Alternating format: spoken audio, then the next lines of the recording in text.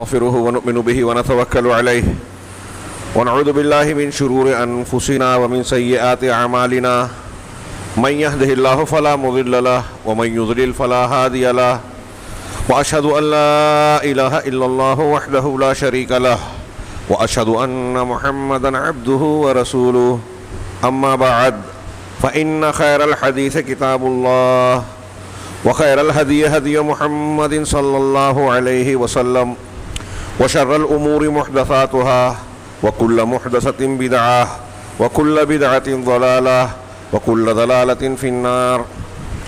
أعوذ بالله من الشيطان الرجيم. بسم الله الرحمن الرحيم. يا أيها الذين آمنوا إن تنصروا الله ينصركم ويثبت أقدامكم والذين كفروا فتعسا لهم وأضل أعمالهم ذلك بأنهم كرهوا ما أنزل الله فأحبط أعمالهم.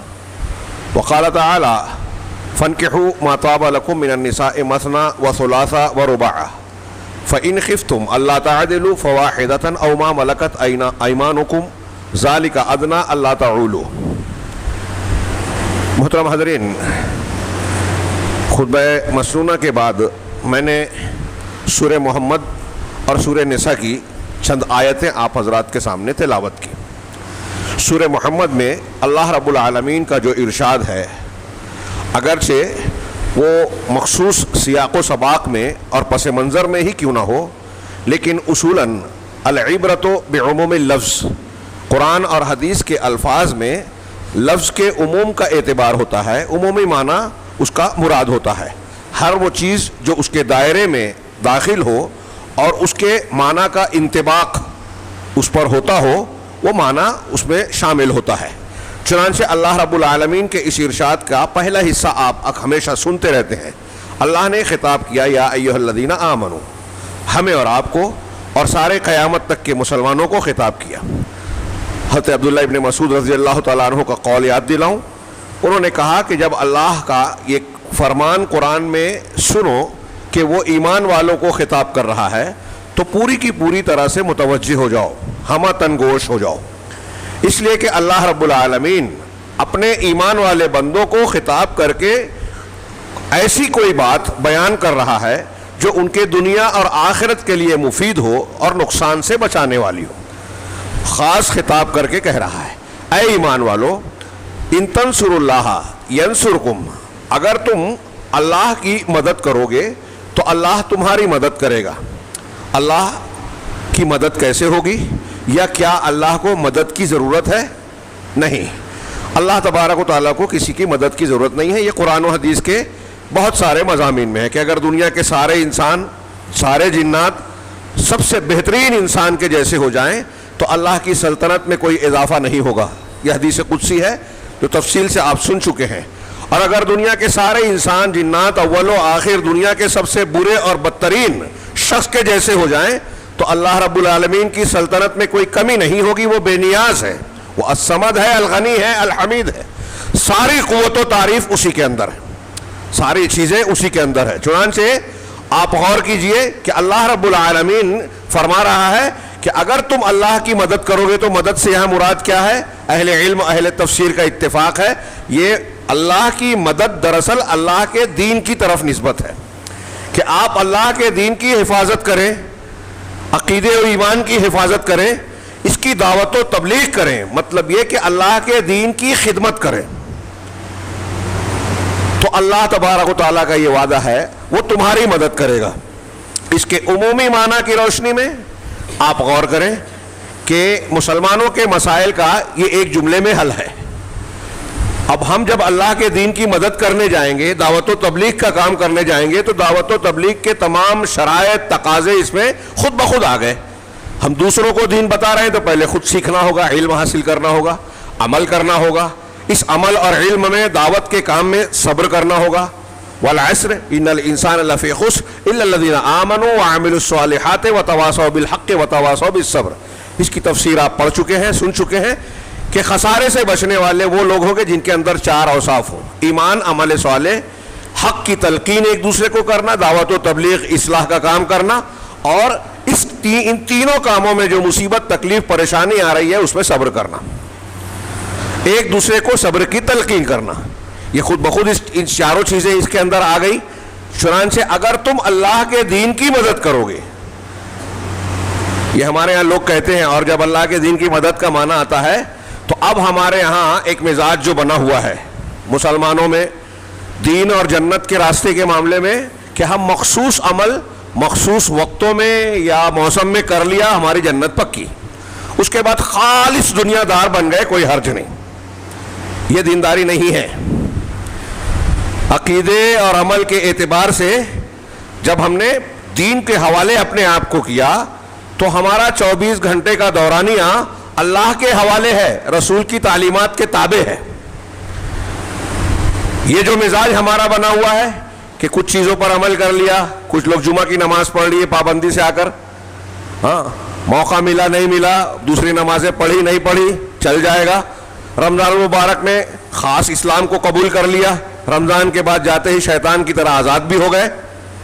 بہت سارے امور میں دین کو یا فضائل کو ہم نے دین کے نام پر قبول کر لیا. آج کل ایسے ہی مزاج چل رہا ہے کہ فضائل پر عمل کر لیا, اب کسی کا حق مار رہے ہیں, کسی کو تکلیف دے رہے ہیں, کسی کو ضرر پہنچا رہے ہیں. عقائد میں ہمارے یہاں بدعت و خرافات ہے, کوئی پرواہ نہیں.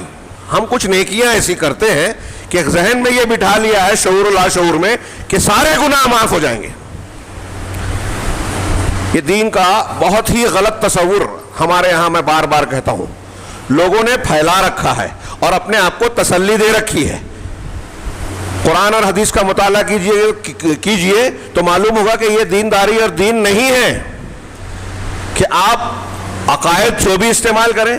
یہاں ابھی آگے جو میں بیان کرنے جا رہا ہوں, اگر ایک آپ نے بدعقیدگی جو کفر اور شرک تک پہنچنے والی ہے اختیار کر لی تو اب سارے فضائل پر آپ عمل کر لیں, کوئی فائدہ نہیں. کوئی ایک دن بھی زندگی کا تہجد نہ چھوٹے, فرائض کی بات چھوڑیے, فرض پڑھنے کے ساتھ روز تہجد پڑھ رہے ہیں, لیکن آپ نے کفر اکبر, شرک اکبر, نفاق اکبر کا کوئی کام اختیار کر لیا ہے اور اس سے توبہ کیے بغیر مر گئے, سارے تہجد اور سارے فضائل بیکار. ایک نیکی کا ایک وزن نہیں ہوگا قیامت کے دن. منبر رسول سے بڑی ذمہ داری سے کہہ رہا ہوں, دلیل کی بنیاد پر کہہ رہا ہوں. یہ ایک دلیل میرے ہاتھ ہی میں ہے, جو آیت میں نے پڑھی اسی میں. آگے ارشاد فرمایا, یہ اس تناظر میں عرض کر رہا ہوں کہ ہم یہ سوچتے ہیں, یہ گزشتہ عید کے موقع سے میں یہ بات بار بار دہرا رہا ہوں کہ ہمارے یہاں یہ جو تاثر پایا جا رہا ہے کہ مسلمانوں پر ظلم ہو رہا ہے, گھر توڑے جا رہے ہیں, قتل کی بات کی جا رہی ہے. اب تازہ دیکھ رہے ہیں, پہلے حجاب پر پابندی لگائی گئی کرناٹک میں, اب جو ہے مخصوص فکر اور ہندوتو کے فروغ کے لیے نصاب تعلیم میں اور دوسری چیزوں پہ تاثر ڈالا جا رہا ہے. گیان واپی مسجد کا معاملہ, متھرا کی عیدگاہ کا معاملہ, ہمارے یہاں کی مساجد کا معاملہ, اذان پر لاؤڈ اسپیکر پر اذان دینے کا معاملہ, سب پورا ہندوستان اور پوری دنیا سمجھتی ہے کہ اس کے پیچھے کیا فکر ہے اور کون سے عوامل کار فرما ہے. مسلمان کو پریشان کرنا, اسلام اور مسلمانوں کو نشانہ بنانا بالکل کھلی بات ہے, پوری دنیا میں ہو رہا ہے. مسلم بچیوں کا حجاب جو آزادی کی بات کرتے ہیں, وہ مسلم بچیوں کے حجاب کو برداشت نہیں کر پاتے, اذان کو برداشت نہیں کر پاتے. کتنا خوف زدہ ہے دنیا مسلمانوں سے, اسلام سے. تو ہم یہ کہتے ہیں کہ یہ مظالم ہو رہے ہیں, مسجد توڑ دی گئی, مسلمانوں پر ظلم ہو رہا ہے, ناجائز گرفتاریاں ہوتی ہیں, اور مسلمانوں کو تاثر ہے کہ اللہ کی مدد نہیں آتی.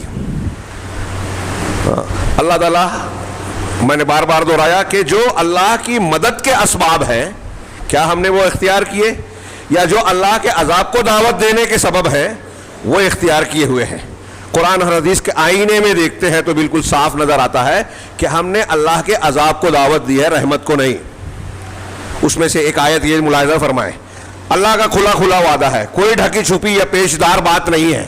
اگر تم اللہ کے دین کی مدد کرو گے تو اللہ تمہاری مدد کرے گا اور تمہارے قدم جما دے گا, ثابت قدم بنا دے گا, تمہارے قدم اکھڑے گے نہیں. یعنی جو حق ہے, سچ ہے, اس پر قائم رکھے گا, اور کیسی بھی مصیبت پریشانی تکلیف آ جائے تم کو اس میں اطمینان ہوگا, سکون ہوگا, ہاں راحت دے گا رب العالمین. بے چینی اور بے کیفی کی کیفیت نہیں رہے گی. آپ سوچئے تھوڑی دیر کے لیے. اب یہاں میرا ایک سوال موٹا سا, ہر شخص پوچھے کہ کیا مسلمان اللہ کے دین کی مدد کر رہے ہیں, ہم اور آپ کر رہے ہیں؟ آپ کہیں گے کہ بھائی دعوت و تبلیغ علماء کا کام ہے, بہت سارے جہلا آج کل کر رہے ہیں, یہ بھی اللہ کے دین کا مذاق بنا رہے ہیں.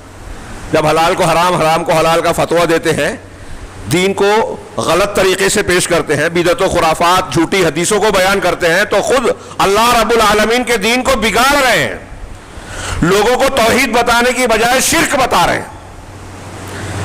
اس سب میں ہم نہیں پڑھتے۔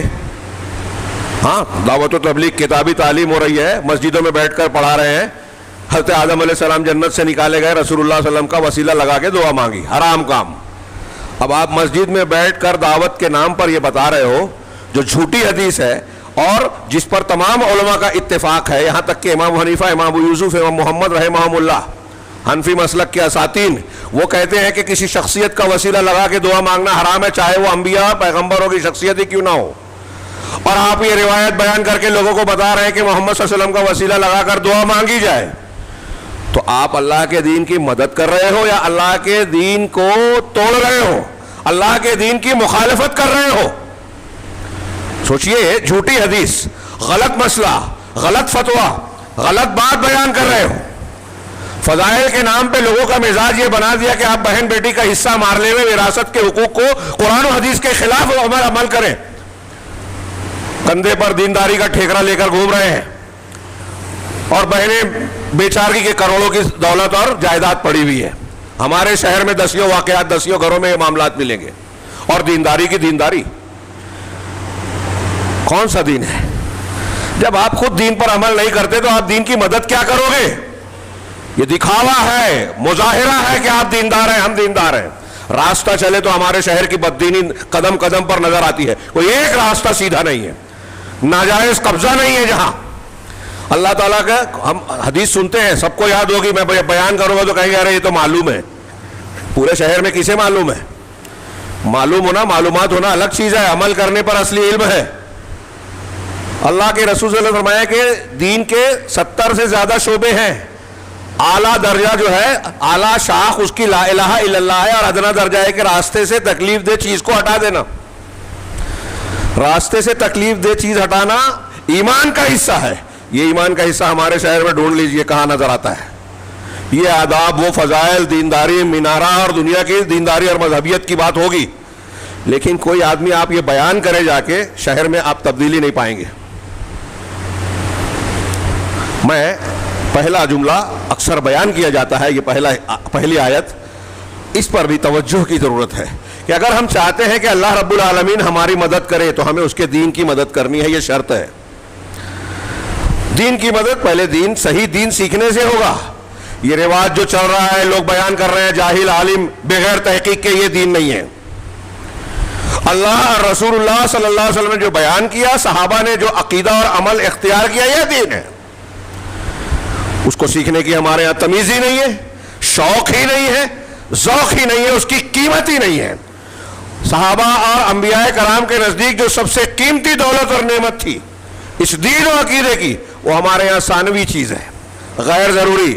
دین دنیا مقدم۔ آپ کہیں بھی دیکھ لیجئے، میں نے راستے کی ایک مثال دی، دواخانوں میں جائیے، تعلیمی اداروں میں جائیے، یہ سب خدمت کے شعبے تھے، انسانیت کی اور انسانوں کی خدمت کر کے اجر و ثواب کمایا جائے۔ پرانے نیک لوگ مخلصین کا یہ طریقہ تھا، یہ راستہ تھا، اور یہ آج دنیا کمانے کے سب سے بڑے ذریعے بن گئے ہیں جو انسانیت اور انسانی خدمت کے ذریعے تھے۔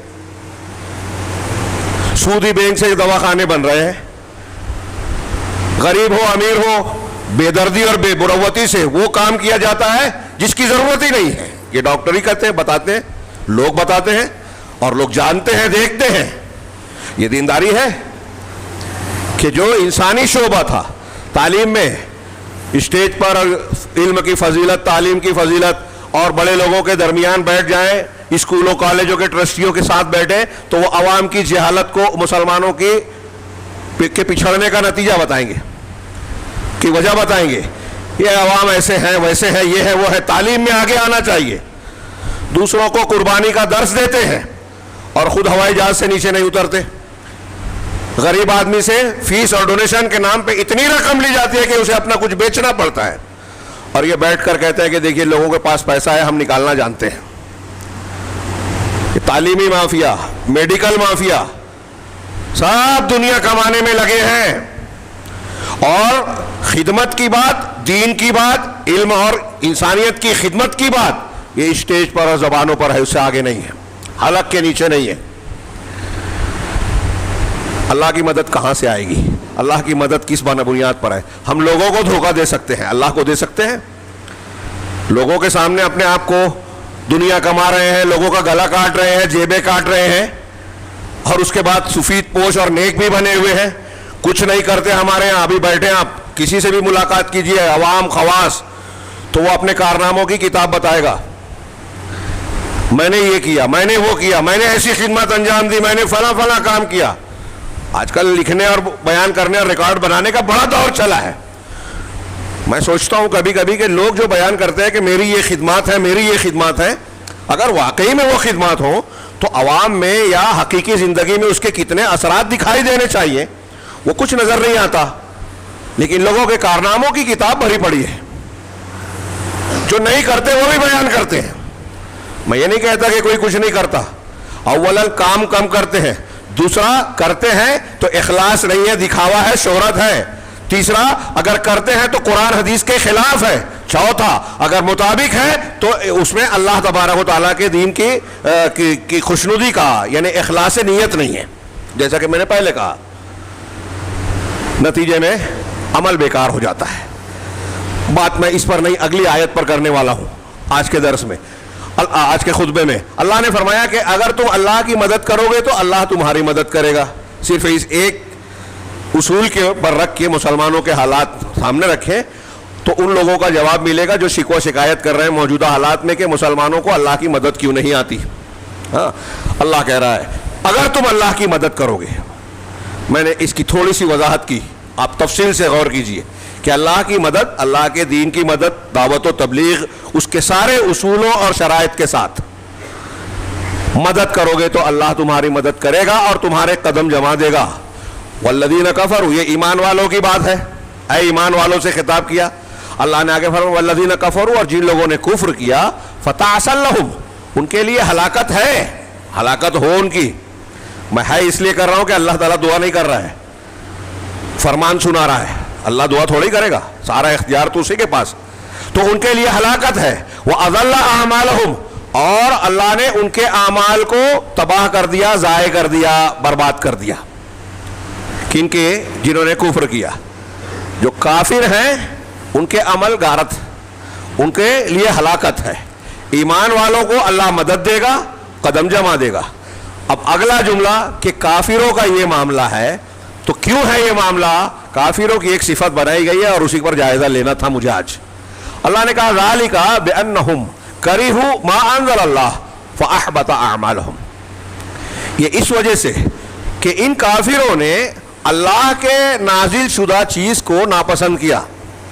جو عام کافروں کی بات ہو رہی ہے اس میں اللہ کے قرآن کو، ایمان کو، اللہ کی نازل کردہ شریعت کو، رسول اللہ صلی اللہ علیہ وسلم کو انہوں نے ناپسند کیا، نفرت کی۔ تو اللہ کے جو نے جو نازل کیا اسے مکروہ جانا، ناپسند کیا، فأحبط اعمالہم، تو اللہ نے ان کے اعمال کو برباد کر دیا۔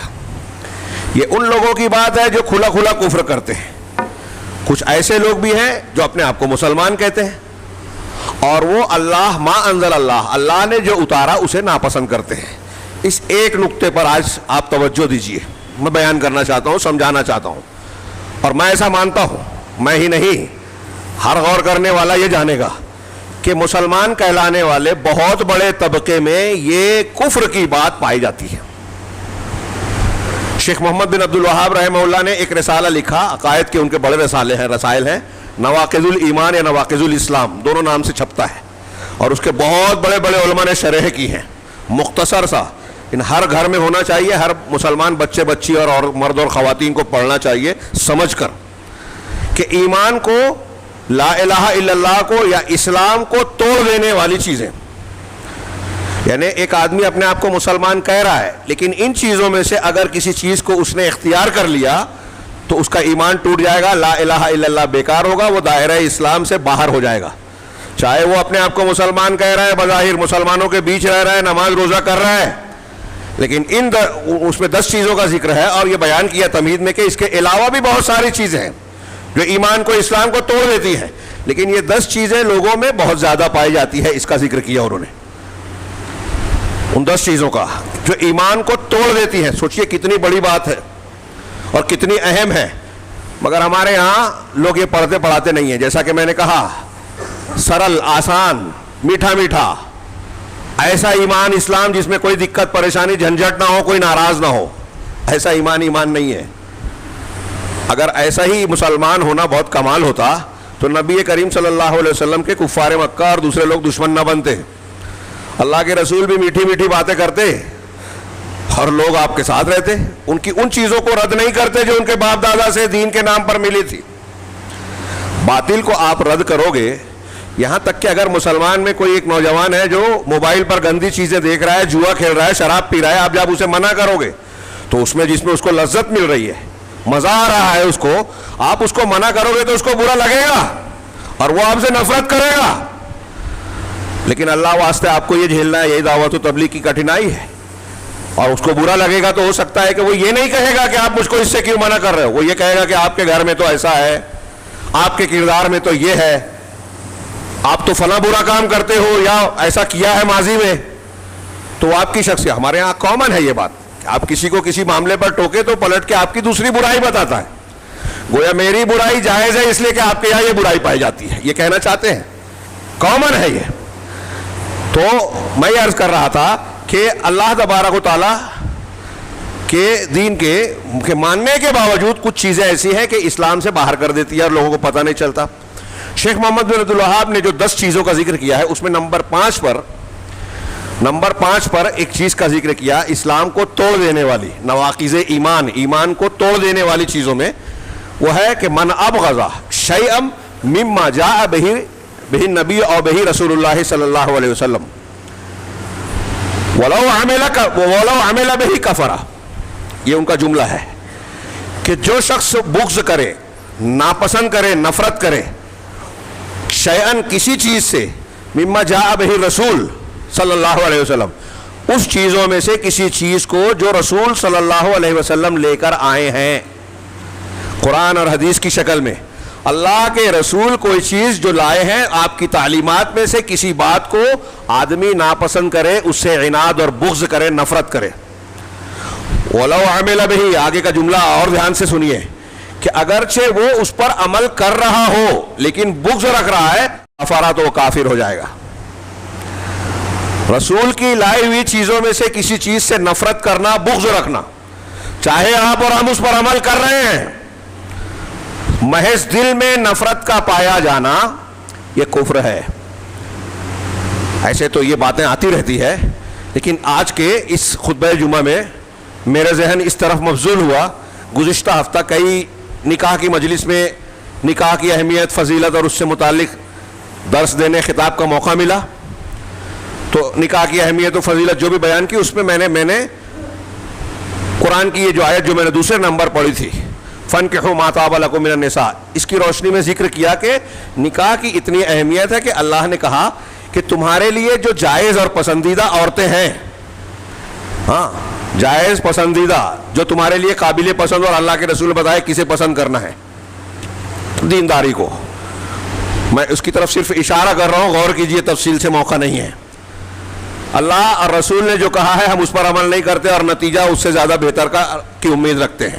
دینداری ہمارے ہاں نہیں اختیار کی جاتی, نہ لڑکے میں نہ لڑکی میں. دولت دیکھی جاتی ہے, حسن و جمال, نوکری, دنیا, جیسے میں نے بتایا نا, ڈاکٹری ہو, تعلیم ہو, ہر جگہ دنیا. لوگ کتنا بھی ڈھیڈوڑا پیٹے, دین کا دینداری ہے وہ نہیں, اللہ ماشاء اللہ کہیں ہوگی. جو عام مظاہرہ ہے میں اس کی بات کر رہا ہوں. تو شادی بیاہ میں بھی یہی سمجھ میں آتا ہے کہ دین وین کسی کے نزدیک نہیں ہے اہم, وہ سب کس سے کہانی لگتا ہے کہ سلف میں خلیفہ کے بیٹے کا نکاح آ رہا ہے تو سعید بن مسیب انکار کر دے رہے ہیں, اور ایک غریب آدمی کی, ان کے شاگرد کی بیوی کا انتقال ہو گیا, گھر میں کھانے پینے کے لیے کچھ نہیں ہے, اپنی بیٹی اس سے بیاہ دی. اب یہ کہانی اور افسانہ معلوم ہوتا ہے. ہمارے سماج میں تو یہ ہوگا ایسا تصور نہیں کیا جا سکتا. بڑے سے بڑے دیندار کو دیکھیے, کوئی بہت عالم دین, پورا شہر جس کو بیان کرے کہ بڑا متقی, پرہیزگار اور نیک انسان ہے, اس کا رشتہ بیچ کے دیکھیے. جو مالدار آدمی ہے, دین کا بہت مظاہرہ کرتا ہے, وہ کرے گا نہیں کہا؟ کیوں نہیں کرے گا؟ جواب آپ جانتے ہیں، دین اہم نہیں ہے، یہاں معاملات میں سمجھ میں آتا ہے کہ دینداری ہے کہ نہیں ہے۔ تو میں یہ عرض کر رہا تھا کہ دینداری کا معاملہ، جب میں نے یہ ذکر کیا کہ دینداری کو اختیار کیا جائے، اور جب یہ میاں بیوی کو دین کی بنیاد پر چوائس کر کے نکاح ہوگا، خاندان بنے گا، تو ان کے بچے دیندار ہوں گے، ماحول گھر کا دیندارانہ ہوگا، پھر ان کی بچیاں بھاگ کر غیر مسلم سے شادی نہیں کرے گی، وہ اتنے بے غیرت اور دین کی قیمت کو نہ جاننے والے نہیں ہوں گے کہ قرآن و حدیث کو پیروں تلے روندے اور ان کو فکر نہ ہو۔ آج ہمارے ہاں سب گوارا ہے۔ جو لوگ یہ کہتے تھے کہ عورتوں کو مسجد بھیجنے میں فتنہ ہے، میں تو ان سے توقع سوچتا ہوں کہ یہ فتویٰ کیوں نہیں آتا، کوئی سوال کیوں نہیں کرتا کہ یہاں فتنہ تھا تو آپ نے مسجد کا دروازہ عورتوں پر بند کر دیا؟ کوئی دلیل نہیں ہے، نہ قرآن حدیث کی ہے، نہ خلفائے راشدین کی، حضرت عمر نے منع نہیں کیا تھا جو مشہور کر کے رکھا ہے، تو وہاں آپ نے منع کر دیا مسجد جانے سے، دین سکھانے کا راستہ عورتوں پر بند کر دیا۔ ان کے یہاں جادو ٹونے کے نام پر اور مختلف نام پر جو ہے بہت ساری کفریات پائی جاتی ہیں، اور جماعت نکال رہے ہیں آپ نامحرم لوگوں کے ساتھ، اور تعلیم کے نام پر نامحرم بغیر کسی اس کے جو ہے ہاسٹل میں چھوڑ دیا کہیں بھی آزادی کے ساتھ۔ اور ایسے بڑے دینداروں کو، جماعت اور دین کے ٹھیکیداروں کو میں نے بذات خود سنا ہے کہتے ہوئے، ارے یہ عمر ہوتی ہے، ہو جاتی ہے غلطیاں، کوئی خاص بات نہیں ہے، ہماری بچیاں کالج میں پڑھنے گئی ہیں، تعلیم بہت ضروری ہے، اب اگر کچھ غلطی ہو گئی، تعلقات ہو گئے ناجائز، تو کوئی خاص بات نہیں ہے، عمر کا تقاضا ہے۔ اب یہاں بھی ہم دیکھ رہے ہیں کہ کچھ دنوں بعد شاید یہ کہیں گے کہ وہ گئے، اگر وہ اسلام چھوڑ کے عیسائی بن گئی، ہندو بن گئی، تو کوئی خاص بات نہیں ہے، تعلیم اہم ہے۔ ہے کوئی مفتی جرأت مند جو یہ فتویٰ دے دے دین زیادہ اہم ہے یا تعلیم زیادہ اہم ہے؟ آپ کی تعلیم اور ڈگری سے پوری دنیا کما لیں آپ، تو بھی دینداری کی قیمت نہیں ہو سکتی۔ پوری دنیا چھوڑ دیں، دنیا چھوڑ کے مر جائیں، دین اور عقیدہ نہیں چھوڑیں گے، یہ ہمارا سبق ہے۔ انبیاء اور صحابہ کا واقعہ پڑھتے ہیں نا، حضرت سمیہ شہید ہوئی، ابو جہل یہی کہہ رہا تھا، محمد کا دین چھوڑ دو، چھوڑ دیں گے۔ انہوں نے جان گوارا کی، لیکن کفر اختیار نہیں کیا، اور آج ہماری بچیاں کفر اختیار کر رہی ہیں، کس لیے؟ دنیا کے لیے، اور اس کے ذمہ دار ہم سب ہیں، ہم سب ہیں۔ ہمارا سماجی ڈھانچہ، دین سے دوری، دین بیزاری، اور اپنے آپ کو یہ دھوکہ دینا، مظلوم کو مظلوم رہنے دو، دین کی مدد نہیں کر رہے ہیں ہم، جب ہمارے گھروں میں مظلوم ہیں، مسائل ہم قرآن و حدیث کی روشنی میں حل نہیں کر رہے ہیں، تو ہم دین کی مدد کرنے والے کیسے ہوئے؟ اور جب ہم اللہ کے دین کی مدد نہیں کر رہے ہیں تو اللہ کی مدد کیسے آئے گی؟ سوال ہی نہیں اٹھتا۔ اللہ کہہ رہا ہے اس پہ پہلے، اللہ تمہاری مدد کرے گا جب تم دین کی مدد کرو گے، اور ہمارے گھروں میں، سماج میں، معاشرے میں دین کی مخالفت ہو رہی ہے، ہم مدد کرنے کے لیے تیار ہی نہیں ہے، سوال ہی نہیں کرتے۔ کون پڑے گا جھنجھٹ میں؟ ان کا کام ہے۔ آپ کا کام کیا ہے؟ لہسن، پیاز، ادرک، بازار، سائیکل اور فلاں سواری، یہ ہمارا آپ کا کام ہے؟ یہ ہمارے لیے دین سے اہم ہے؟ اس کے لیے بہت ٹائم ہے۔ ہمارے بچوں کو موبائل پر جو ہے پوری رات گزار دے رہے ہیں، کرکٹ کے لیے بہت گھنٹہ ہے، جمعہ کے خطبے، علماء کا دروس، علماء کی مجلس میں بیٹھنے کے لیے فرصت نہیں ہے، اکتاہٹ اور بوریت ہوتی ہے۔ تو آپ کس کی مدد کر رہے ہو؟ دین کی یا کفر کی؟ ہم خبریں سنتے ہیں کیا کیا دین کے خلاف ہو رہا ہے۔ تو خیر، میں عرض یہ کر رہا تھا، بات کو سمیٹ رہا ہوں، کہ جب میں نے یہ بیان کیا بعض خطبوں میں، تو اس کا جو رد عمل نظر آیا، میں تو خود محسوس کرتا تھا، کچھ بزرگوں نے، کچھ سماجی کام کرنے والوں نے اس بات پر توجہ دلائی، اور ایک صاحب نے بڑی تفصیل سے کہا کہ میں نے ٹی وی چینلز پر ایک بحث سنی، مباحثہ سنا، ایک سے زائد شادی کے موضوع پر، تو یہ اس میں تھا کہ ہندوستان، پاکستان، بنگلہ دیش میں اسے برا سمجھا جاتا ہے، اور اس کی وجہ ان لوگوں نے، اس میں خواتین بھی تھیں، مرد اور خواتین، یہ وجہ بیان کی کہ ہندوستان کے علماء نے بیان نہیں کیا، ماحول نہیں بتایا، قرآن و حدیث کی تعلیم لوگوں کو بتائی نہیں ہے، اس لیے لوگ اس سے نفرت کرتے ہیں، برا مانتے ہیں۔ مجھے احساس ہوا، حالانکہ یہ بات میں خود مختلف خطبوں اور موقعوں پر کہہ چکا ہوں، انہوں نے مجھ سے کہا کہ آپ کے زبان سے سنتا ہوں تو مجھے اچھا لگتا ہے، کئی مرتبہ سنا۔ میں تو اکثر کہا کرتا ہوں کہ ہمارے ہندوستانی سماج پر، بر صغیر میں، ہماری مسلم تہذیب پر اور خاص طور سے اس معاملے میں عورتوں پر ہندو دھرم کی تعلیمات کا، سماج کا بہت اثر ہے، بہت زیادہ اثر ہے۔ اب یہ سامنے رکھیے یہ اصول، اور اس تناظر میں میں نے جب غور کیا تو یہ موضوع بہت تفصیل سے بولنے کے لائق نظر آیا۔ آج ہمارے سماج میں جو زنا، بدکاری، فحاشی، بے حیائی عام سے عام ہوتی چلی جا رہی ہے، بے پردگی عام، اور اس کا اب اتنا تنازل ہے کہ اب اس پہ کوئی خاص بات نہیں رہ گئی ایسی کوئی خبر میں۔ کسی مرد اور عورت کا زنا کا معاملہ اگر ہو، عشق محبت کا معاملہ ہو، تو ہمارے یہاں اب کوئی قباحت نہیں رہ گئی۔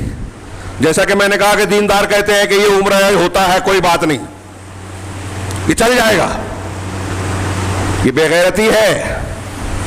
یہ عمر، اور آپ کو جب یہ سمجھتا ہے تو اس عمر کے آنے سے پہلے آپ کو نکاح کر دینا چاہیے، شادی کر دینا چاہیے۔ اس فتنے کا دروازہ، یہ قرآن و حدیث کی تعلیمات ہیں، آپ اپنا فلسفہ بگاڑ کے قرآن و حدیث کو کنارے کر رہے ہو۔ تو ہمارے یہاں جو بے حیائیاں ہیں، بیوہ مطلقہ عورتوں کے جو سنگین مسائل ہیں، جو درد مند انسان ہے، جو سماج اور معاشرے میں آنکھیں کھول کر دیکھتا ہے نا، اسے لوگوں کا دکھ، درد اور آنسو نظر آتے ہیں۔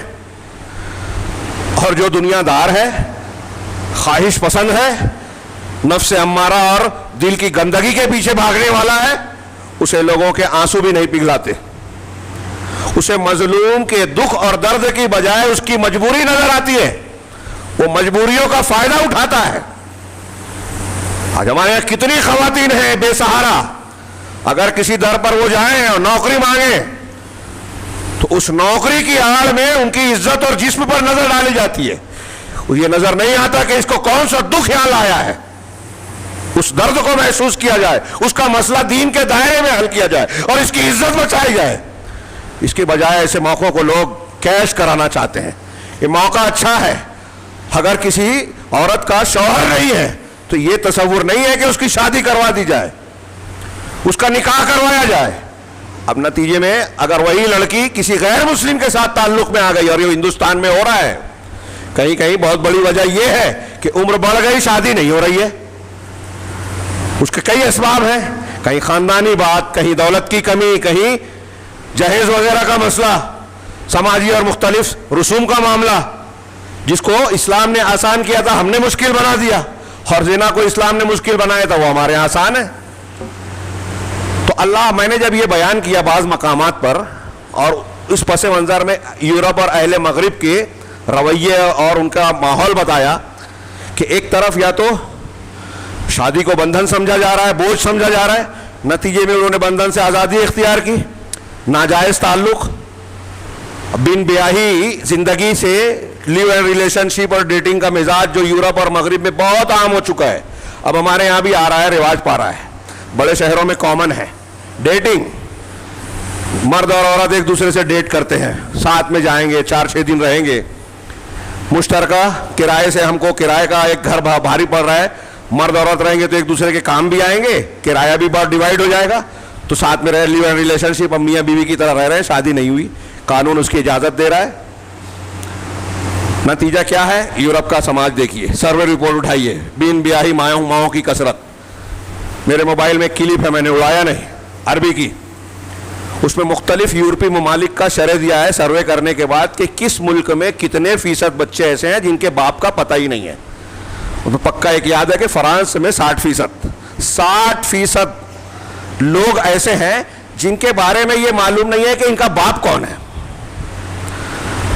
اب باپ نہیں معلوم ہے تو چچا بھی نہیں معلوم ہے۔ اب اگر لڑکی بڑی ہوتی ہے اور اس چچا سے اس کی شادی ہوتی ہے تو کوئی مسئلہ نہیں ہے ان کے یہاں، اور ایسا ہوتا ہے۔ پھر اب تو جان بوجھ کر ایسا ہو رہا ہے کہ آزادی کے نام پر، اباحیت کے نام پر محرم رشتہ داروں کے تقدس کو پامال کیا جا رہا ہے۔ بھائی بہن، باپ بیٹا، چچا بھتیجی، ان لوگوں کے درمیان جسمانی اور وہ رشتے قائم کیے جا رہے ہیں، اور اس کو ہمارا نوجوان دیکھ رہا ہے، ہماری بچیاں دیکھ رہی ہیں، اور یہ دیکھتے دیکھتے غیرت کا پانی مر جاتا ہے، اور جب غیرت کا پانی مرتا ہے تو دین ایمان بیکار ہو جاتی ہے۔ اب جب آپ اس کو بتائیں گے قرآن حدیث پاکیزگی کی زندگی بتاتا ہے، نکاح کی پاکیزہ زندگی کی تعلیم دیتا ہے، تو اسے اچھا نہیں لگتا۔ یہ پابندی ہے۔ ہم روزانہ اپنے گھر میں اپنی خواتین کو ٹی وی سیریل دکھا رہے ہیں، جس میں عورتیں بے پردہ نظر آ رہی ہے، ہر ٹی وی سیریل میں مختلف مردوں کے ساتھ ہاتھ ملانا، گلے ملنا دکھائی دیتا ہے، تو ہماری بچیوں کو لگتا ہے کہ ہمارے سماج میں اس پر پابندی ہے، بوجھ ہے، یہ کھلا ماحول ہے۔ جو پردے پہ دکھتا ہے ان کو نہیں پتا کہ یہ زندگی کی حقیقت نہیں ہے، یہ دکھاوا ہے، اس کے پیچھے سسکیاں اور رونے کے آنسوؤں کا جو دریا ہے وہ نظر نہیں آتا۔ یہ ایک سازش ہے، یہ جو میں عرض کر رہا ہوں نا، بہت محدود وقت ہوتا ہے جمعہ کا، اور ہم نے جو شبہات کے فتنے میں مسلمانوں کے خلاف غیر مسلموں کی جو سازشیں ہیں اور اس کے جو تانے بانے بنے گئے ہیں، اس کی بڑی تفصیل سے میں نے بات کی۔ 10 سے زیادہ دروس ایک گھنٹے کے ہوئے ہیں نیا پورے میں، ابھی وہ سلسلہ رکا ہے، انشاءاللہ جاری ہوگا، اب داخلی فتنوں کا سلسلہ جاری ہے۔ اس میں میں نے بیان کیا کہ مسلمان خاندان کے تعلق سے غیر مسلم دنیا مسلمانوں کے دشمن خاص ٹارگیٹ کرتی ہے، ان کی خاص پلاننگ ہے، میڈیا سے آتے ہیں، سیاست سے آتے ہیں، حکومت کے سائٹ سے آتے ہیں، نصاب تعلیم کے ذریعے سے آتے ہیں، اشتہارات کے ذریعے سے آتے ہیں، گلیمر کے ذریعے سے آتے ہیں، مسلمانوں کے دماغ کو خراب کرنے کے لیے، گمراہ کرنے کے لیے۔ اس میں سے ایک راستہ یہ ہے کہ مسلمان نوجوان لڑکوں اور لڑکیوں کو زنا، بدکاری اور اباحیت کے مرض میں مبتلا کر دیا جائے، ان کو خواہشات نفس کا غلام بنا دیا جائے، جیسے یورپ میں ہے، امریکہ میں ہے۔ عشق و محبت یہ سب کرنے والے جو نوجوان ہوں گے نا، کبھی اچھا کام اور بڑا کام نہیں کر سکتے۔ شو کیا جاتا ہے کچھ دنیا کے کچھ چیزوں کا، کہ سائنس میں یہ سائنٹسٹ بن گئے، وہ ایسا بن گیا اور وہ اس کا ایسا کردار تھا، تو دنیاوی کچھ اکا دکا کام ہو سکتے ہیں، اور کچھ لوگ ایسے ہو سکتے ہیں، وہاں بھی شریف لوگ ہوتے ہیں، لیکن جو شخص نفس پرستی میں پڑ جائے، زنا بدکاری میں پڑ جائے، عشق و محبت کی بیماری میں مبتلا ہو جائے، وہ عام طور سے سماج اور معاشرے کی ترقی اور تعمیر کا کام، گھر کی ترقی کا کام نہیں کر سکتا، ایسا دماغ۔ اور نوجوانوں کو ایسے ہی مفلوج بنانے کے لیے وہ لوگ ایک دم کھلا منصوبہ رکھتے ہیں۔ ہاں، ایک جملہ میں نے پڑھا تھا کہ اعدائے اسلام کی یہ کوشش ہے کہ مسلم سماج میں بغیر شوہر والی عورتوں کو زیادہ سے زیادہ بھیجا جائے اور ان کے کردار کو اس طرح بنا دیا جائے کہ وہ مسلمان نوجوانوں اور نئی نسل کے دین اور دنیا دونوں کو تباہ کریں۔ یہ ایک جملے میں ایک کتاب ہے۔ اگر ایسی خواتین ہمارے یہاں ہوں اور وہ آزاد ہو جائیں، ہر شخص سے ان کا تعلق آسان ہو جائے، تو نتیجہ کیا نکلے گا؟ دنیا بھی خراب ہوگی اور آخرت بھی۔ آپ کا عقیدہ بھی بگڑ جائے گا، ایمانیات بھی سلامت نہیں رہے گی، آپ سوچیں گے کہ کون سی بات چھیڑ رکھی ہے۔ جو ہمارا سماج اور معاشرے کا ڈھانچہ ہے، آج مسلمانوں کے حالات ہے، یہ اس سے بالکل ٹچ موضوع ہے، اس سے جڑی ہوئی باتیں ہیں، ہماری روز کی زندگی سے جڑی ہوئی باتیں ہیں۔ تو اس تناظر میں جب لوگوں نے کہا تو مجھے اس موضوع کی اہمیت کا شدید احساس ہوا، پہلے بھی تھا اور زیادہ ہوا، کہ یہ جو خبریں آ رہی ہیں اس پر ہمارا محاسبہ اور جائزہ پورے سماج کو، مسلمانوں کو کرنا ہے، اور اس تناظر میں ہماری خواتین کو کرنا ہے۔ اللہ تبارک و تعالیٰ کہہ رہا ہے، کافروں کی علامت بتائی سورہ محمد کی جو آیت میں نے پڑھی، کہ انہوں نے اللہ کے نازل شدہ چیز کو ناپسند کیا، اس لیے اللہ نے ان کے اعمال کو برباد کر دیا۔ کنہوں نے؟ کافروں نے۔ یعنی یہ کافروں کا کام ہے کہ جو اللہ کی نازل کی ہوئی چیزیں ہیں اس کو ناپسند کریں۔ ایک مسلمان کا کام یہ ہو سکتا ہے کیا؟ اگر ایک مسلمان اپنے آپ کو مسلمان کہتے ہوئے اللہ اور رسول کی تعلیمات کو ناپسند کر رہا ہے، تو علماء کہتے ہیں کہ یہ بھی کفر ہے، اور یہ کفر نفاق ہے۔ کافر جو اپنے آپ کو کافر کہہ رہا ہے، قرآن حدیث کو نہ ماننے والا، اس کا تو کوئی مسئلہ ہی نہیں ہے۔ ایک آدمی اپنے آپ کو مسلمان کہہ رہا ہے لیکن وہ اللہ اور رسول کی کسی تعلیم کو ناپسند کر رہا ہے، وہ کافر ہو جائے گا۔ کیوں؟ اب ایک چیز یہ کہ جس چیز کو ناپسند کر رہا ہے، وہ چاہے فرض ہو، عقیدے کی بات ہو، عمل کی بات ہو، سنت ہو، اگر سنت رسول کو بھی کوئی ناپسند کر رہا ہے، اس سے نفرت کر رہا ہے، تو وہ چونکہ رسول کی سنت ہے، وہ اس کا کرنے کا درجہ فرض نہیں ہے۔ کوئی بھی دنیا کے کسی بھی مسلک کے مفتی سے پوچھئے جا کے، تو اگر کسی سنت کو بھی نفرت کی نگاہ سے دیکھ رہا ہے کوئی آدمی، تو یہ اصولی بات یہ ہے کہ وہ کافر ہو جائے گا، اسلام کے دائرے سے باہر ہو جائے گا۔ ہمارے ہاں غور کرے، بہت سے لوگ جو ہیں مسلکی ایک دوسرے کے جھگڑے میں بعض سنتوں کو نفرت کی نگاہ سے دیکھتے ہیں۔ یہاں ہندوستان کے ان حصوں میں، ساحلی علاقوں میں شافعی بھی رفع دین کرتے ہیں، حنفی اور اہل حدیث کے درمیان اس موضوع کو زیادہ زیر بحث لایا گیا، رفع الیدین کو. آمین بالجہر تیسرے نمبر پر جو ہے فاتحہ خلف الامام. ابھی فاتحہ خلف الامام پر زیادہ احناف کی طرف سے کوشش ہوتی ہے، ایسا لگتا ہے کہ ان کو کہ اس میں زیادہ ہم مضبوط ہے، جبکہ مضبوط نہیں ہے. تو رفع الیدین اور اس کی مخالفت میں اتنی شدت آ گئی کہ بعض لوگ حدیثیں پڑھنے کے بعد کہتے ہیں کہ مان لیا حدیث نہیں عمل کروں گا. آپ نے مان لیا حدیث رسول ہے، آپ نے مان لیا سنت رسول ہے، پھر عمل نہیں کریں گے. امام بخاری نے اسی لیے جزء رفع الیدین کے لکھتے ہوئے پہلے شروع میں آیت پیش کی قرآن کی، فَلْيَحْذَرِ الَّذِينَ يُخَالِفُونَ عَنْ أَمْرِهِ أَن تُصِيبَهُمْ فِتْنَةٌ أَوْ يُصِيبَهُمْ عَذَابٌ أَلِيمٌ. جو لوگ اللہ کے رسول کی امر کی مخالفت کرتے ہیں انہیں ڈرنا چاہیے کہ انہیں فتنہ یا دردناک عذاب نہ پکڑ لے. فتنے سے مراد دنیا کا عذاب بھی ہے، فتنے سے مراد شرک ہے، کئی تفسیر ہے.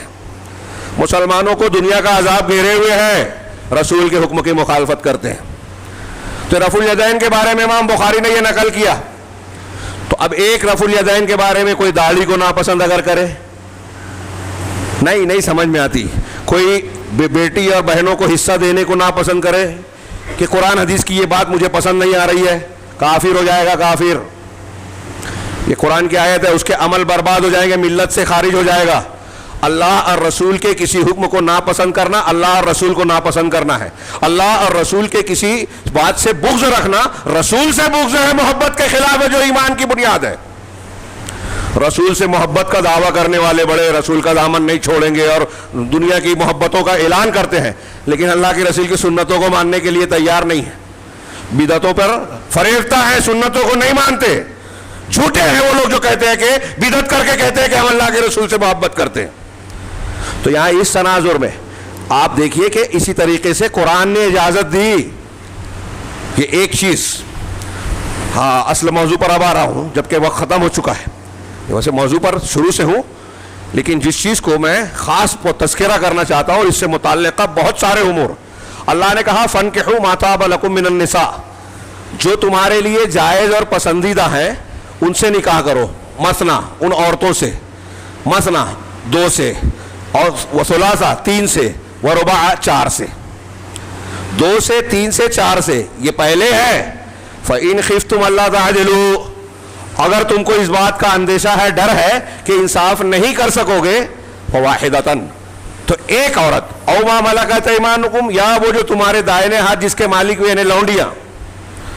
ذالک ادنیٰ الا تعولوا، یہ اس بات سے زیادہ قریب ہے کہ تم ظلم نہ کرو، یعنی ظلم نہیں ہونا چاہیے. اب ہمارے ہاں جو لوگ مخالفت کرنا چاہتے ہیں، ناپسند تو کرتے ہیں لیکن بول نہیں سکتے، تو کہیں گے کہ دیکھیے اللہ نے شرط رکھی ہے انصاف، اور انصاف نہیں کر سکتے تو ایک سے زیادہ نہیں کرنے کا. بالکل صحیح بات ہے، اور نہیں کر سکتے تو نہیں کرنا چاہیے. لیکن کیا کوئی انصاف نہیں کر سکتا؟ اگر کوئی انصاف کر نہیں سکتا، اسی قرآن میں آگے ہے کہ تم اگر چاہو بھی تو عورتوں کے درمیان پورا برابری نہیں کر سکتے، لیکن تم ایک کی طرف پورے طریقے سے مائل نہ ہو جاؤ. تو کہتے ہیں کہ دیکھیے بعض لوگوں نے کہا، منکرین حدیث نے کہا، پرویز وغیرہ نے، کہ یہ جو آگے کی آیت ہے نا اس سے منسوخ ہو گئی، یہ والی 2 3 4 والی. کیسے؟ اللہ کہہ رہا ہے کہ تم انصاف کر نہیں سکتے اور وہاں کہا ہے کہ انصاف ضروری ہے.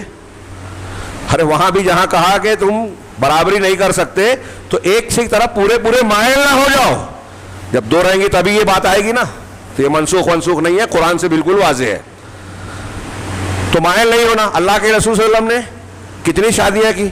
بیک وقت آپ کی 9 یا 9 سے کو کبھی ایک زیادہ، ایک ہی وقت میں بیویاں رہیں. یہ آپ کی خصوصیت تھی، اس کی اپنی تفصیلات ہیں، اس پر علماء نے اعتراضات کیے. غیر مسلم دنیا اعتراض کرتی ہے کہ آپ شہوت پرست، آپ یہ وہ. ان لوگوں نے کتابوں کی شکل میں جواب دیا. نبی صلی اللہ علیہ وسلم کا جب عنفوان شباب تھا، 25 سال کی عمر سے لے کر 40 سال تک، تب تک آپ نے ایک ہی عورت سے ایک ہی عورت کو نکاح میں رکھا، حضرت خدیجہ الکبریٰ رضی اللہ تعالیٰ، اور وہ بھی آپ سے عمر میں بڑی اور بیوہ. کوئی کمہارا لڑکا آج ہمارے یہاں بیوہ سے شادی کرنے کے لیے تیار ہوگا کیا؟ شاذ و نادر کوئی مثال ملے تو وہ شہوت پسند ہوگا جو ایسا کرے گا. اور وہ بھی 50 سال کی عمر کے بعد. نکاح حضرت عائشہ سے تھوڑا پہلے ہوا لیکن رخصتی بعد میں ہوئی. بقیہ تمام بیویوں سے شادی ہو رہی ہے 50 سال کی عمر کے بعد. اور حضرت عائشہ صدیقہ کے علاوہ کوئی کنواری اور باقرہ نہیں تھی، سب بیوائیں تھیں. آپ غور کیجئے, یہ نبی صلی اللہ علیہ وسلم کے تعلق سے میں نے جواب دیا اور اس کی حکمتیں اپنی جگہ. تو آپ کی اتنی بیویاں تھیں اور ساری بیویاں اور سارے لوگ جانتے تھے کہ آپ کی زیادہ محبت ام المومنین حضرت عائشہ صدیقہ سے, یہ ازواج مطہرات بھی جانتی تھی. اسی وجہ سے آخری وقت میں سب نے اپنی باری عائشہ کو دے دی, حضرت عائشہ صدیقہ رضی اللہ عنہ کو, کہ ہماری باری پہ نہ رہیں, آپ حضرت عائشہ کے گھر پہ رہیں.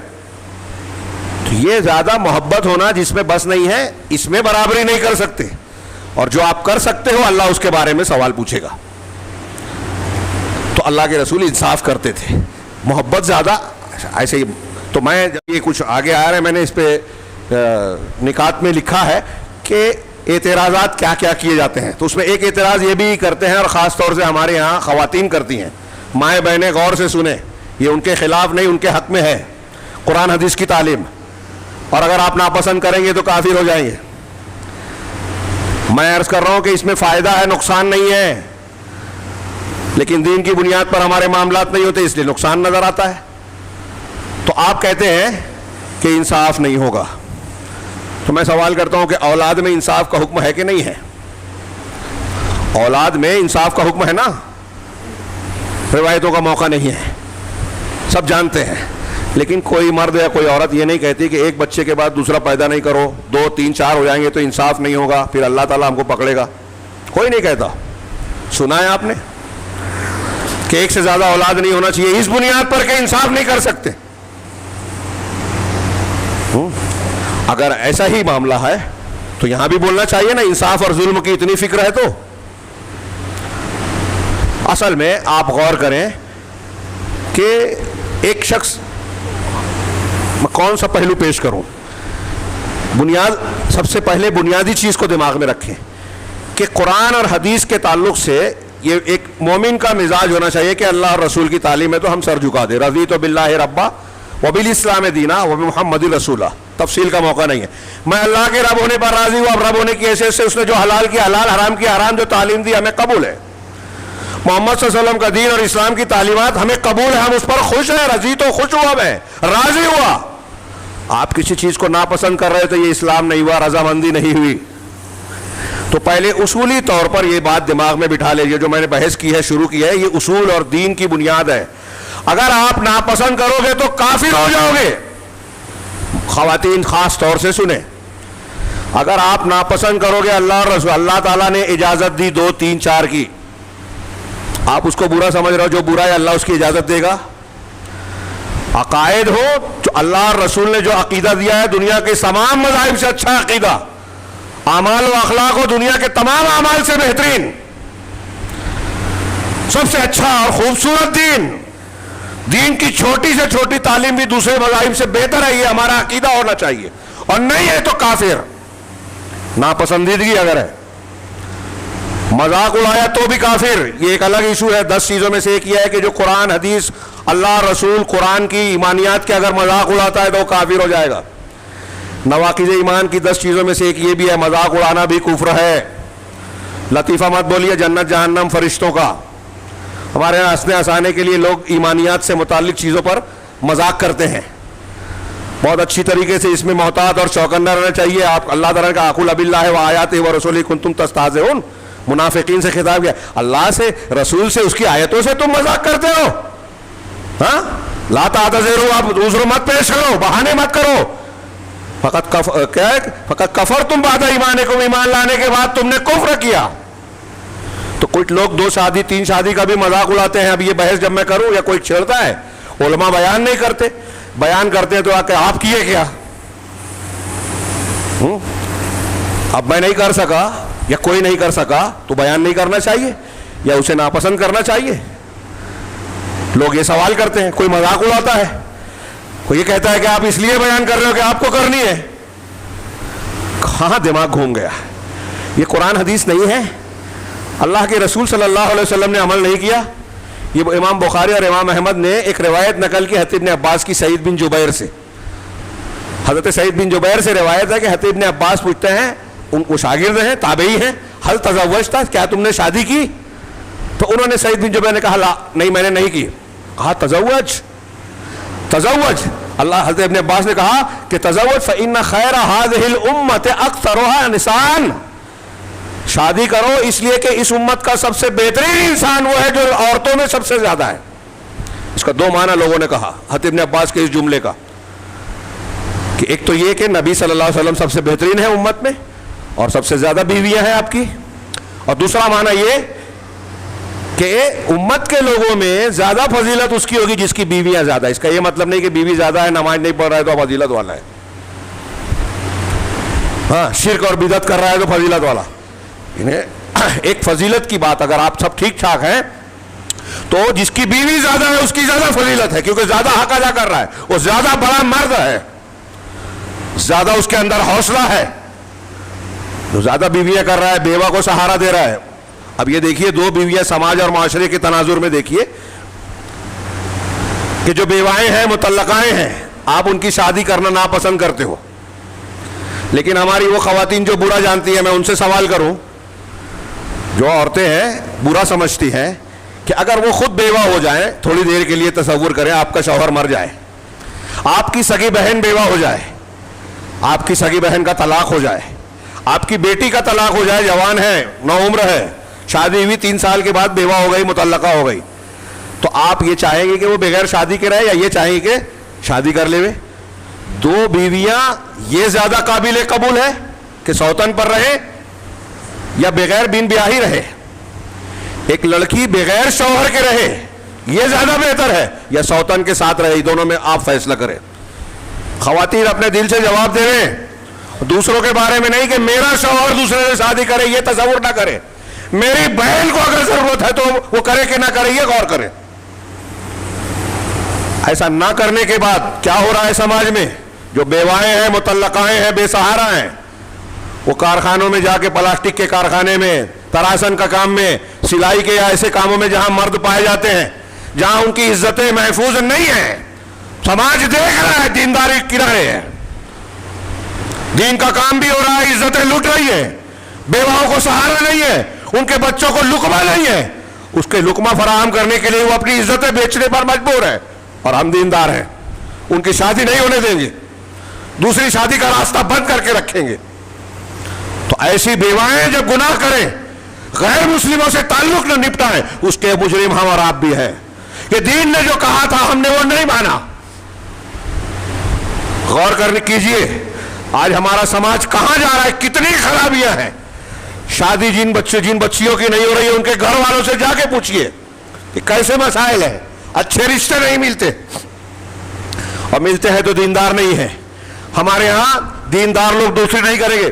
کچھ لوگوں نے بتایا, یہ جو میں نے بتایا نا کہ تبصرہ کیا, تو بتایا کہ خواتین میں, مردوں میں ایسا ہے کہ اگر کسی نے دوسری شادی کر لی تو عورتیں یا دوسرے لوگ ایسے ذکر کرتے ہیں جیسے اس نے گناہ کیا ہے. میں تو حیرت زدہ رہ گیا, یہی آیت کی طرف میرا دماغ گیا. اگر آپ مرد اور عورت ہیں مسلمان, جہاں تک میری آواز پہنچ رہی ہے سن لے میں, اگر آپ ایسی چیز کو ناپسند کرتے ہیں, دین اور اللہ کے رسول صلی اللہ علیہ وسلم کی سنت کو ناپسندیدگی کی نگاہ سے دیکھ رہے ہیں, گناہ سمجھ رہے ہیں, تو کافر ہو جائیں گے, کافر, اعمال برباد ہو جائیں گے. روز تہجد پڑھے لیکن کہیں دوسری شادی میرے کو گوارا نہیں ہے, میں ناپسند کرتی ہوں یا کرتا ہوں, آپ کے سارے عمل برباد. پوچھئے کسی مفتی سے, قرآن سے پوچھئے, حدیث سے پوچھئے. ایک مسلمان کے لیے کافی ہے کہ اللہ نے اجازت دی. دوسرا یہ کہ اللہ کے رسول صلی اللہ علیہ وسلم نے اس پر عمل کیا, اس کی تلقین فرمائی. ایک مسلمان کا مزاج کیا ہوتا ہے؟ وقت بہت زیادہ ہو گیا, میں تھوڑی سی معافی چاہتا ہوں, 2-3 باتیں کہہ کے, اگرچہ یہ مضمون ابھی بہت کچھ باقی ہے, کئی پہلو, سماجی, معاشرتی, اخلاقی اعتبار سے, دینی اعتبار سے. ایک آیت ذکر کروں, یہ سورہ احزاب کی بڑی مشہور آیت ہے, آیت نمبر 36. اللہ تبارک و تعالی نے فرمایا وَمَا كَانَ لِمُؤْمِنٍ وَلَا مُؤْمِنَةٍ إِذَا قَضَى اللَّهُ وَرَسُولُهُ أَمْرًا أَن يَكُونَ لَهُمُ الْخِيَرَةُ مِنْ أَمْرِهِمْ, کہ کسی مومن مرد اور عورت کے لیے, قرآن کہہ رہا ہے وَمَا كَانَ لِمُؤْمِنٍ وَلَا مُؤْمِنَةٍ, ترجمہ جا کے دیکھیے, کہ کسی مومن مرد اور مومن عورت کے لیے جائز نہیں ہے إِذَا قَضَى اللَّهُ وَرَسُولُهُ أَمْرًا, کہ جب اللہ اور اس کے رسول کوئی فیصلہ کر دے, اللہ اور اس کے رسول کوئی فیصلہ کر دے تو مومن مرد اور مومنہ عورت کے لیے جائز نہیں ہے. کیا جائز نہیں ہے؟ ان یکون لہم الخیرۃ من امرہم, کہ ان کو اپنے معاملے میں اختیار رہ جائے کہ میں چاہوں گا تو کروں گا, میں چاہوں گا تو نہیں کروں گا. مجھے پسند آئے گا تو کروں گی, نہیں پسند آئے گا تو نہیں کروں گی. ہاں, وَمَن يَعْصِ اللَّهَ وَرَسُولَهُ فَقَدْ ضَلَّ ضَلَالًا مُبِينًا. اور جو اللہ اور اس کے رسول کی نافرمانی کرے, ان کی مخالفت کرے, وہ بہت دور کے بہت کھلی گمراہی میں مبتلا ہے. یہ کون کہہ رہا ہے؟ رب العالمین, قرآن. ہاں, اس آیت کا پس منظر کیا ہے؟ حضرت زینب رضی اللہ تعالیٰ عنہا, زینب بنت جحش, ہاں, اور ازواج مطہرات میں ان کی فضیلت ہے. عائشہ سے مقابلہ ان کا ہی ہوتا تھا. اللہ کے رسول نے کہا کہ میرے بعد میری بیویوں میں سب سے پہلے مجھ سے وہ ملے گی جس کا ہاتھ سب سے لمبا ہے. تو ہاتھ ناپنے لگی لوگ, کہا نہیں, وہ خرچہ کرنے میں. یہ حضرت زینب تھی, سخی تھی بہت. حضرت زینب رضی اللہ تعالیٰ عنہا اللہ کے رسول صلی اللہ علیہ وسلم کی پھوپھی ذات بہن تھی, پھوپھی کی بیٹی. اب حکم ہوا, آپ نے حضرت زید بن حارثہ کا پیغام بھیجا شادی کرنے کے لیے. تفصیل کا موقع نہیں ہے. حضرت زید بن حارثہ کو آپ جانتے ہیں, آپ کے منہ بولے بیٹے تھے. ہاں, منہ بولے بیٹے ایک بات. اور یہ تھے تو عرب, لیکن کسی نے ان کو قبضے میں کر کے غلام بنا کے بچپن میں بیچ ڈالا تھا. حضرت خدیجہ الکبریٰ رضی اللہ تعالیٰ عنہ کی ملکیت میں تھے. جب آپ کی شادی ہوئی حضرت خدیجہ سے, تو ام المومنین نے رضی اللہ عنہ نے حضرت زید کو آپ کو تحفے میں ہبہ میں دے دیا کہ یہ غلام آپ لے لیجئے. آپ نے آزاد کر دیا. اور بعد میں واقعہ آپ جانتے ہیں کہ ان کے سگے باپ اور چچا لینے آئے, تو ان کا کہ آپ کے ساتھ نہیں جاؤں گا, میں محمد صلی اللہ علیہ وسلم کے ساتھ رہوں گا. سگے باپ کو چھوڑ کے نبی کے ساتھ رہنا پسند کیا. تو آپ نے پیغام بھجوایا. اب یہ آزاد کردہ غلام تھے, تو حضرت زینب رضی اللہ تعالیٰ عنہ اور ان کے اہل خانہ کو یہ بات بری لگی کہ ایک آزاد کردہ غلام ہے, اور ہم قریش کے, بنو ہاشم کے, اتنے اونچے خاندان کے. آج کل ہمارے یہاں نا برادری جاہلیت والی, جاہلیت اور جاہلوں والی غیر اسلامی تعلیم, یہ بات ان کے یہاں بھی تھی, اس کا اثر تھا. تو انہوں نے کہا کہ ہم کیسے نکاح کر لیں. جب انہوں نے رسول اللہ صلی اللہ علیہ وسلم کے پیغام بھیجنے کے باوجود یہ رد عمل دیا, تو اللہ تعالیٰ نے یہ آیت نازل کی کہ کسی مومن مرد اور مومنہ عورت کے لیے جائز نہیں ہے کہ اللہ اور اس کے رسول جب کوئی فیصلہ کر دیں تو ان کو اپنی طرف سے کوئی اختیار نہیں ہے. اپنا اختیار ہو, ان کو یہ نہیں ہے, حق نہیں ہے. یہ آیت نازل ہوئی, حضرت زینب رضی اللہ تعالیٰ عنہ کے گھر والے اور حضرت زینب راضی ہو گئے اور نکاح کر دیا. حضرت زید سے حضرت زینب کا نکاح ہو گیا. سوچئے خاندان برادری والی بات کتنی مضبوط اور پکی ہوتی ہے.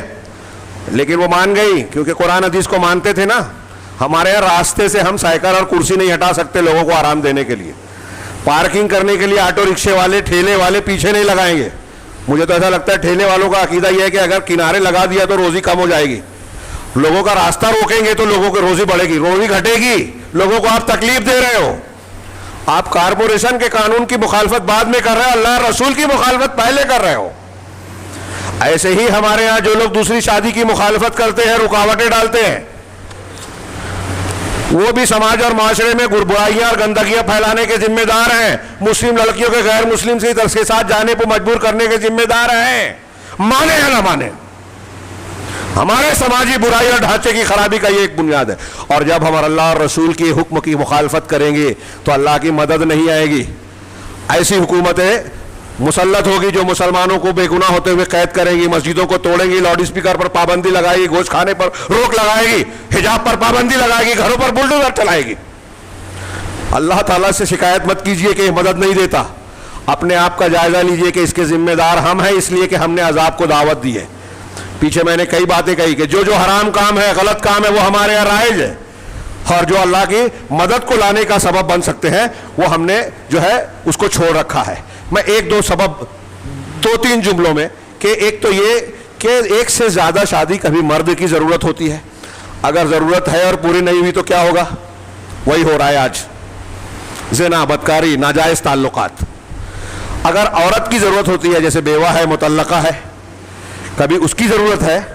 ہاں, ایک ابھی بتا رہے ہیں کہ واٹس ایپ پہ ایک لمبا مضمون آیا, ایک عورت نے, مسلم عورت نے اپنا خود کا واقعہ لکھا, اور سن کے واقعی یعنی 1.5-2 مہینہ پہلے میں نے سنا, اور ایک سے زیادہ لوگوں سے, ہمارے مرکز الامام البخاری کے چیئرمین دکتور عبید الرحمان صاحب نے بیان کیا پہلے, پھر دوسروں نے بھی بتایا کہ ہم نے بھی پڑھا, اور آپ لوگوں میں سے بھی بہت سے لوگ پڑھے ہوں گے, کہ ایک بیوی نے کہا کہ میرے شوہر نے مجھ سے اجازت مانگی دوسری شادی کی, میں نے اجازت نہیں دی, نہیں کر سکتے, نہیں کرنے دوں گی. اور 3 مہینے کے بعد حادثے میں ان کا انتقال ہو گیا, خود بیوہ ہو گئی. اور انہوں نے بہت لمبا چوڑا مضمون لکھا, اور اس کے بعد اس نے یہ بیان کیا کہ اب میری سمجھ میں یہ آیا کہ مرد سے زیادہ عورت کے لیے ضرورت ہے کہ ایک سے زیادہ شادی کی اجازت ہو. یہ عورتوں کے لیے زیادہ راحت کا سبب ہے, ان کے مسائل کا حل ہے. کسی بیوہ کے کم سن بچے ہیں تو اس سے پوچھئے کہ جب وہ دیکھتی ہے کہ دوسرے بچوں کے باپ اس کے ساتھ حسن سلوک کرتے ہیں تو اسے اپنے بچے کی یتیمی کا کتنا معاملہ شدید شدت سے کھلتا ہے کہ اس کا باپ نہیں ہے, اگر ہوتا تو یہ کرتا, اس کے آنسو پوچھتا, اور پھر اس کی ضرورت پوری کرنے کے لیے وہ ناجائز راستوں پر چلنے پر مجبور ہوتی ہے. ایسے کتنے لوگ کتنے مسئلوں کے ساتھ جی رہے ہیں. یہ ایک بات. دوسری بات, ہمارے یہاں آج سماج میں دیکھیے طلاق کتنی بری چیز ہے. اس کی وجہ سے جو ہے دخل دینے کا موقع ملا حکومت کو, وہ حلالہ جو حرامہ ہے اصل میں, ہاں قرآن حدیث میں نہیں ہے, اس کی وجہ سے بھی ہم مذاق بنے. طلاق اور خلا شریعت میں اس کو رکھا ہے, ناپسندیدگی کے ساتھ بھی اس کو رکھا ہے. اس کا مطلب اس کی ضرورت ہے, فطرت ہے, اسلام دین فطرت ہے. اب ہمارے ہاں جو سماج اور معاشرہ ہے کہ دوسری شادی نہیں ہو سکتی. اب ایسی صورت میں آپ غور کیجئے, کسی لڑکی کو آپ نے کسی سے بیاہ دیا, اب وہ لڑکی پر ظلم کر رہا ہے ایک ہی کے ساتھ. لوگ بولتے ہیں دو اس لیے نہیں کرنا چاہیے کہ ظلم ہوگا. اب ایک کے ساتھ جو ظلم کر رہا ہے تو اس کا کیا کرے, وہ خودکشی کرے. اب پابندی لگا دیجیے طلاق میں تو ہمارے گھروں میں بھی کچن کی آگ بھڑکے گی ہندو کچن کی طرح, اور پھر بہو جلے گی. آپ کی بچی طلاق کے ساتھ گھر واپس آ جائے یہ اچھا ہے, یا کچن میں جل کے مر جائے یہ اچھا ہے. طلاق اس لیے اللہ تعالیٰ دین اسلام نے رکھا کہ لڑکی زندہ رہے. مطلب یہ کہ کبھی کبھی ایسا ہوتا ہے کہ شادی ہو جانے کے بعد میاں بیوی کی جمتی اور نبھتی نہیں ہے. تو اب ایسی عورت کے جیسے کتنے عورتیں ہیں, اللہ کے رسول کے پاس ایک خاتون آ کے کہا کہ مجھے میرا شوہر پسند نہیں ہے, خلا لیا, خلا کا حق ہے. اب جب دوسری شادی کا راستہ ہی بند ہوگا تو ایک عورت جو اپنے شوہر سے بہت پریشان ہے, ناپسند کر رہی ہے, وہ خلا لینے کی جرات نہیں کرے گی. طلاق ہو جانے کی صورت میں بہت مسئلہ بگڑ جائے گا, اس لیے ناجائز چیزوں کو بھی گوارا کرے گی کہ شوہر بے نمازی ہے, شرابی ہے, حرام خور ہے, کیا کریں, اب شادی ہو گئی ہے طلاق لے لیں گے تو یہ معاملہ ہو جائے گا. یعنی دین چلا جائے چلے گا, دین کی بنیاد پر. اور عجیب بات ہے ہمارے سماج میں دین کی بنیاد پر طلاق نہیں ہوتے کہ وہ بے نمازی ہے اس لیے طلاق چاہیے, جبکہ اس پہ لینا چاہیے تو لوگ نمازی بن جائیں گے. میرا دعویٰ ہے دیندار دیکھ کے شادی کیجئے, اچھی بچیوں کی شادی نیک لوگوں سے کیجئے. ہر نوجوان نیک بننے کی کوشش کرے گا کہ ہمیں اچھا رشتہ نہیں ملے گا اگر ہم نیک نہیں ہوں گے. ہمارے سماج میں بے نمازی کو لڑکی نہیں دینا چاہیے, مجبور ہو جائے آدمی نیک بننے پر. اور ایسا ہی لڑکوں کی طرف سے لڑکیوں کے لیے کہ اگر بے دین ہے, دین سے دور ہے, تو ڈاکٹر ہے, انجینئر ہے, لاکھوں مہینے کا کماتی ہے, پراپرٹی والی, نہیں کریں گے. ورنہ آج آپ کر لیں بے دین سے, کل آپ روئیں گے. وہ ناجائز تعلق رکھے گی, وہ ڈیٹنگ کرے گی, لیو اینڈ ریلیشن شپ, اور اس کو جائز سمجھے گی, غیر مسلموں سے تعلق رکھے گی. دین کو اہمیت دیجیے. تو ایک فائدہ یہ ہوتا ہے کہ اگر زندگی تلخ ہو جائے تو آپشن موجود رہے گا. ہاں, اور ایک دوسری شادی کا چلن جب ہو جائے گا تو بہت سارے اس قسم کے مسائل ختم ہو جائیں گے جس کو ہم سنگین مسئلہ سمجھ رہے ہیں. یہ اور بھی کچھ نکات ہیں لیکن وقت کافی زیادہ ہو گیا, میں معافی چاہتا ہوں. صرف ایک جملہ یہ کہوں گا ان لوگوں سے جو اس کی مخالفت کرتے ہیں کہ جو لوگ یہ دوسری شادی کے مخالفین ہیں, کیا ان کے پاس ایک سے زیادہ شادی سے بہتر کوئی اپائے اور حل ہے؟ یورپ میں بین بیاہی زندگی کے نتائج دیکھیں, ہندوستان میں دیکھیں, جہاں مردوں کی کمی ہے وہاں دیکھیں, اور وہاں کیسے کیسے سنگین مسائل پیدا ہو رہے ہیں. اور اس کے علاوہ کوئی حل بتائیں. اس کے علاوہ کوئی حل نہیں ہے. یہ رب العالمین کا دین ہے, اس پر ہمیں سر تسلیم خم کرنا چاہیے. اور اللہ کی تقدیر پر بھروسہ. جو لوگ یہ سوچتے ہیں کہ ایک سے زیادہ شادی کرنے پر زیادہ اولاد ہو جائیں گی اور ان کو یہ مل جائے گا, ان کو وہ مل جائے گا, حصے بٹوارے ہو جائیں گے. ہاں, غریب آدمی کے پاس طاقت نہیں ہے کرنے کی, وہ کہتا ہے امیر آدمی کہ یہاں معاملہ یہ ہے کہ اگر میرے بچے زیادہ ہو گئے تو حصے زیادہ ہو جائیں گے. عجیب بے ایمانی ہے, تقدیر پر ایمان ہے ہی نہیں. اگر آپ کے بیٹے کو, تھوڑی دیر کے لیے میرا ایک سوال ہے, اگر آپ کا یقین ہے کہ تقدیر میں لکھا ہے کہ آپ کے مرنے کے بعد آپ کے بیٹے کو 5 لاکھ ملے گا, ایک مثال, تو 2 بیوی ہونے کے بعد وہ 2.5 لاکھ ہو جائے گا. آپ ایسا سمجھتے ہیں؟ ایک بیوی رہنے پر ہی 5 ہوگا. ارے اگر آپ ایک بیوی سے زیادہ کرتے ہیں. آپ کے گھر میں ابھی نکاح کی شادیوں میں نے کہا کہ جب فرشتہ بچے ماں کے پیٹ میں بچے کے اندر روح پھونکتا ہے نا, اس وقت 4 چیزیں اللہ کے حکم سے لکھتا ہے. اس میں ایک اس کی روزی بھی لکھ دیتا ہے. بچے کے اندر جان ڈالنے کے وقت اللہ یہ لکھ دیتا ہے کہ وہ کیا کھائے گا کمائے گا دنیا کے اندر. روزی کیا ہے یہ اس کے پیدا ہونے سے پہلے طے ہے.